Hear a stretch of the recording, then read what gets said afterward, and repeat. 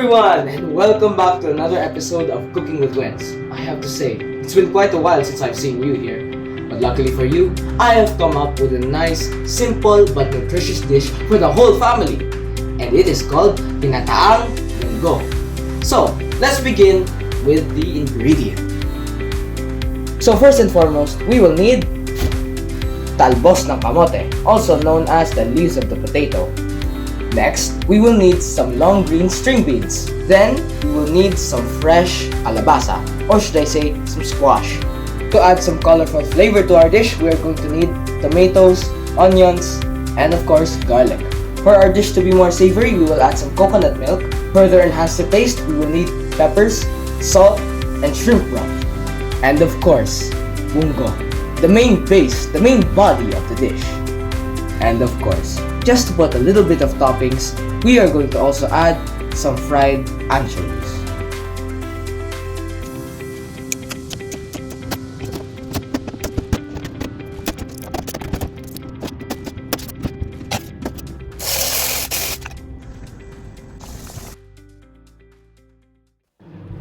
Now that we are done cutting our fresh ingredients and boiling our munggo, which I have to say took quite a while, now it's the time to get to cooking. So first of all, you are going to need to heat up that wok.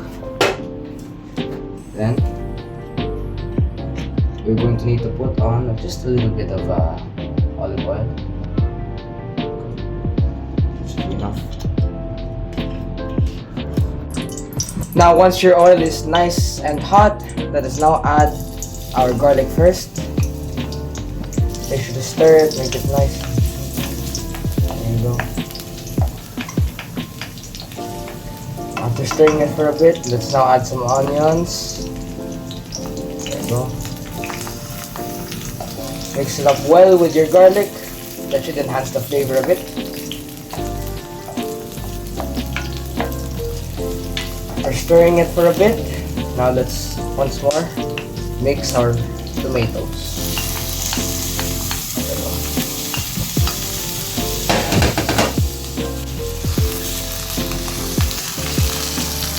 To enhance and give it a little bit more flavor, time to add a little bit of salt,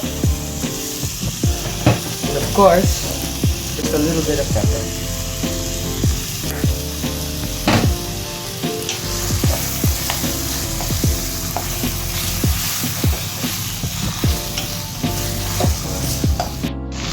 After stirring for a while, now our ginseng kamatis is basically already cooked and ready. It's time for me to add our shrimp broth, just to give it a little bit more, flavor, make it even more delicious. And now let's just keep on mixing and mixing and mixing. Okay, now when it's all good and mixed up, let's add our munggo, our main base of the dish.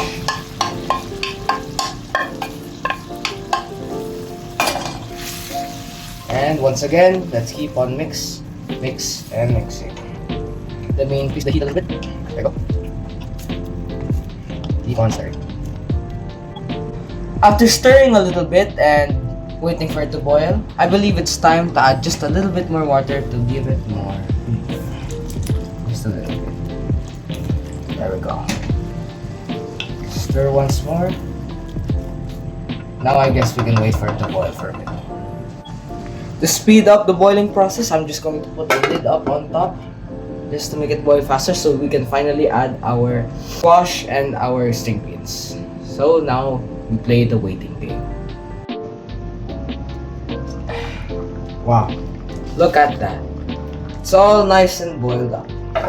Now, I believe it is time to add our kalabasa and string beans.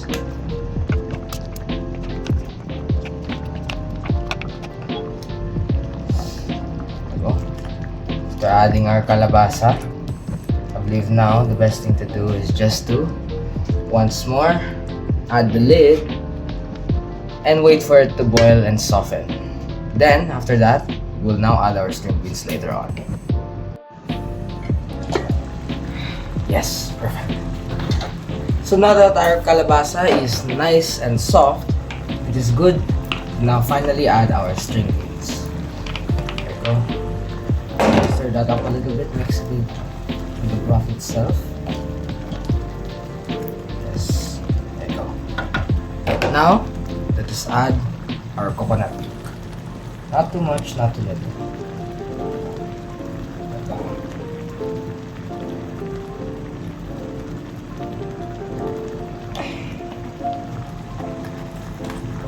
Now, let us go ahead and mix. Like that.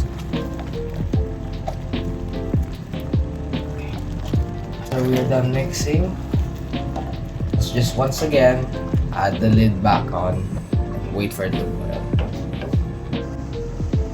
Now, after waiting for a bit once more, I believe that all of our kalabasa, our string beans, and the gata is all nice and cooked already and soft.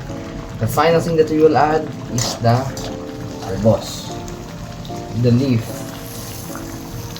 of the potato. Now we just mix it a little bit, squeeze a little bit. Go. After mixing it in, it's time to once again add the lid one last time to wait for a bit, and after that it will all be ready to be served. Wow, just perfect. Ready to be served. Now, let us simply turn off our stove and transfer it to a bowl to be ready to be eaten. Now that our dish is finally nice and cooked, we'll just top it off with our fried anchovies. And there we have it. A perfect dish for the family. And there you have it. Another perfect and wonderful dish. Come on, join us and let's have some lunch. We'll see you next episode. Bye-bye!